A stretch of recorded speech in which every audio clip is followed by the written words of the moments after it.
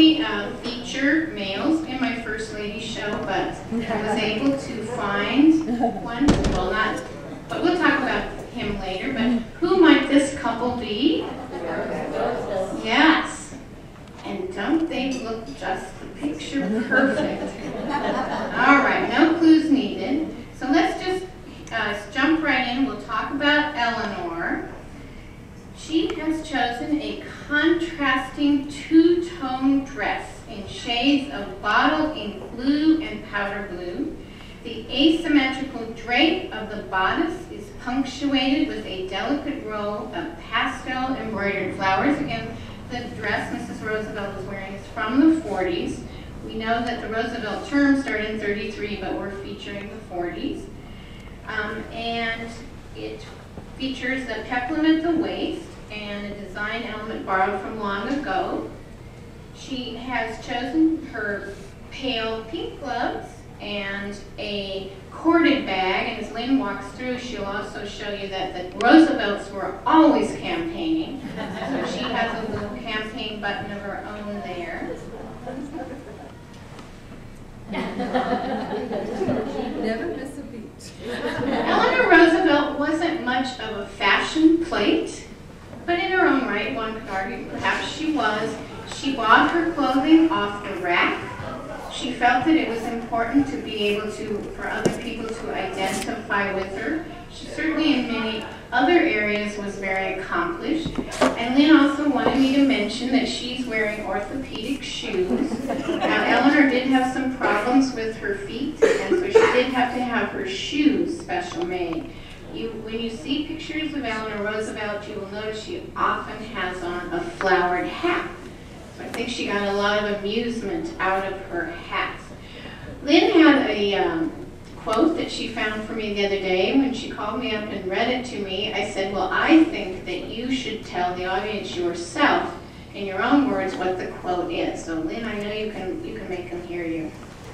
Someone once asked me what I regard as the three most important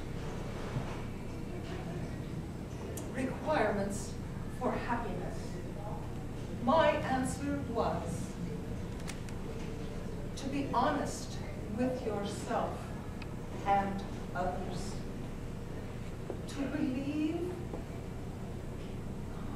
okay.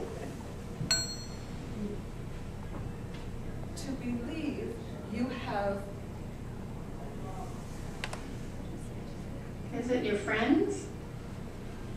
When you read it to me? To be honest with your friends. Right.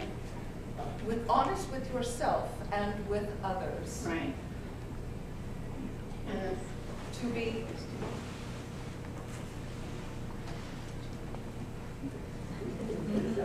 it's okay. Mrs. Roosevelt did a lot of traveling to get here, and I think it took it out of her. Let me tell you though, the third one is, oh, do we have it?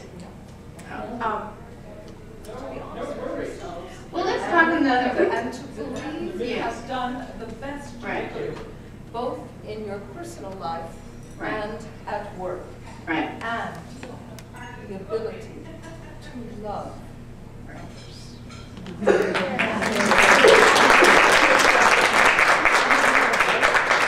Now, FDR,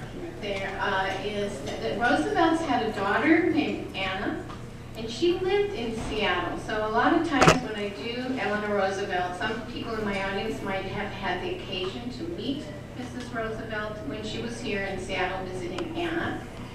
And James, or FDR today, is wearing a suit from what I hope I don't have to describe to this audience, but someday I know I will. He's wearing a double-breasted, beautiful gray wool suit from Frederick and Nelson's. So what I'm saying in my imaginary story is Eleanor came out and bought this suit for Franklin and brought it back.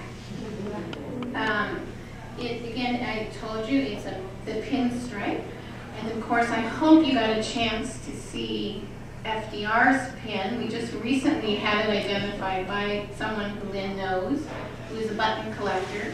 And it is indeed, it's not a Teddy Roosevelt, it is an FDR Roosevelt pin.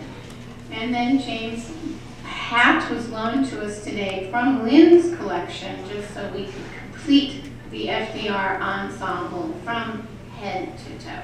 So thank you, Mr. and Mrs. Roosevelt. Thank you for being here.